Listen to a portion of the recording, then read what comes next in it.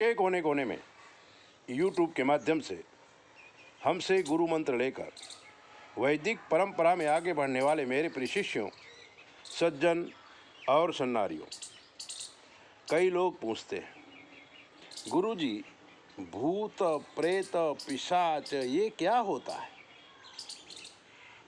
जब आप शब्द के पास जाएंगे तो शब्द अपना अर्थ खुद ही बता देता है।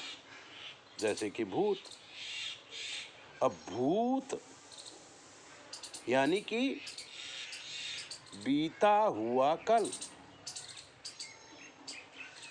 और पंचभूत यानी कि पृथ्वी, जल, तेज, वायु और आकाश, ये पंचभूत है।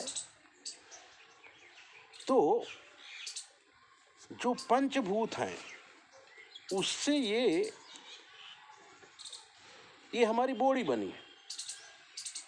माँ के उदर में 3 महीने तक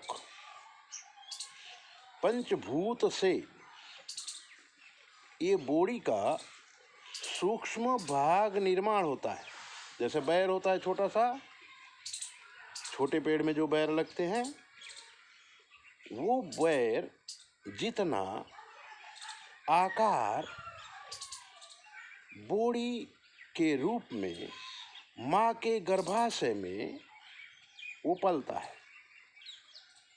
लेकिन बाद में जब ये 3 महीने में ढांचा तैयार हो जाता है, तब वो निरंजन निराकार जो पराशक्ति है, वो हमारे पितरों को, हमारे पूर्वजों को उस माँ के उदर में, उस ढांचे में जीव को प्रवेश करवाता है। वो परमात्मा जीव प्रवेश करता है और फिर बड़े ही त्वरित गति से बॉडी का निर्माण होने लगता है। 3 महीने बाद वो इतना बढ़ता है, इतना बढ़ता है, इतना बढ़ता है कि 9 महीने में पूरी बॉडी तैयार हो जाती है। आँख, नाक, कान, गुप्तांग, यहाँ तक कि सर पे बाल भी उगाते। आँखों की सारी नसें जो छोटी छोटी हैं वो निर्माण हो जाती, कानों की सारी नसें जो छोटी छोटी निर्माण हो जाती। और हमारे इष्ट की कृपा से ये सारी चीज़ें हमारे पूर्वजों को हमारी बॉडी में नई बॉडी का निर्माण होता है। और जैसे ही योग, नक्षत्र, करण इकट्ठे होते हैं, वैसे ही इस बालक का जन्म हमारे परिवार में हो जाता है। जो बालक हमारा था, हमारा पूर्वज था, वही बालक हमारे द्वारा इस पृथ्वी में आके अपने द्वारा किए हुए सत्कर्मों को भोगता है और दुष्कर्मों को भी भोगता है। बात हो रही है प्रेत की, भूत की।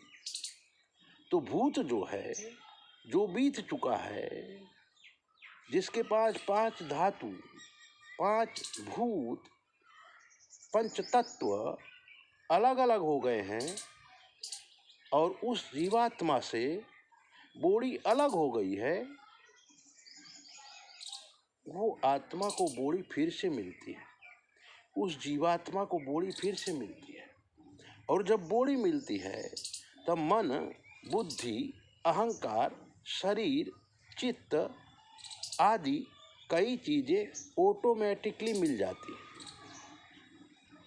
तो जो भूत है वो हवा है।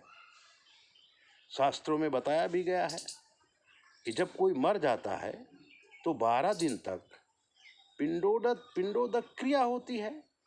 12 दिन तक वो जीवात्मा हमारे घर में ही रहता है और 12 दिन बाद ही उसको हम विदाई करते हैं। वो पितरों के अंडर में जाता है और पितरों के अंडर में जाने के बाद अपना कर्म भोगते हुए, जब कर्म भोगने के लिए उसे फिर से पृथ्वी में आना पड़ता है, तब उसे ये बॉडी मिलती है। तो भूत से डरने की चीज नहीं है। भूत एक हवा है, और हवा 49 प्रकार की होती है। 49 टाइप टू एयर, 49 टाइप की होती है।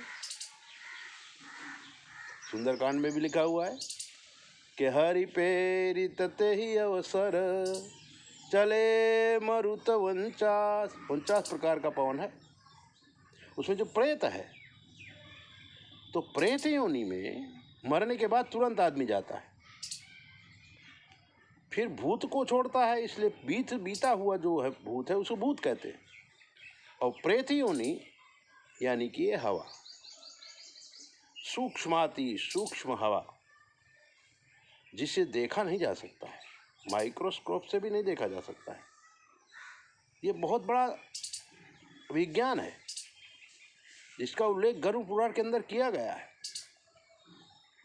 और वो हवा विचरती है 12 दिन तक हमारे घर में, फिर पितरों के पास जाती है, और पितृ स्वयं कभी कभी उस आत्मा को लेकर हमारे घर आते हैं, और घर आके हमारे घर का जो वातावरण है, हमारे जो सोच विचार हैं, वो सारे सोच विचारों को वो समझती है आत्मा, और समझने के बाद वो निर्णय लेती है कि मुझे इस पृथ्वी में कब और कैसे आना है। इस समय हमारा इष्ट काम करता है। जब हम उपासनाएं करते हैं तो हमारे पापक कर्म भस्म हो जाते हैं, और जब पापक कर्म भस्म हो जाते हैं तो ये बहुत बड़ा उपकार का काम होता है। हमारे गतात्माओं को हम नया शरीर दें, इसका बहुत बड़ा पुण्य है।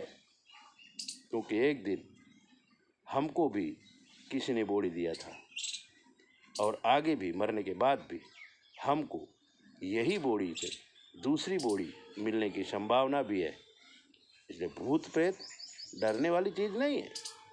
हाँ, वो ठीक है कि कभी कभी प्रेत योनि में रहा हुआ जीव बड़ा दुष्ट होता है, पापी होता है, अकर्मी होता है, तो किसी के बॉडी में प्रवेश करता है, और प्रवेश करने के बाद वो उस बॉडी को परेशान करता है, उस फैमिली को परेशान करता है।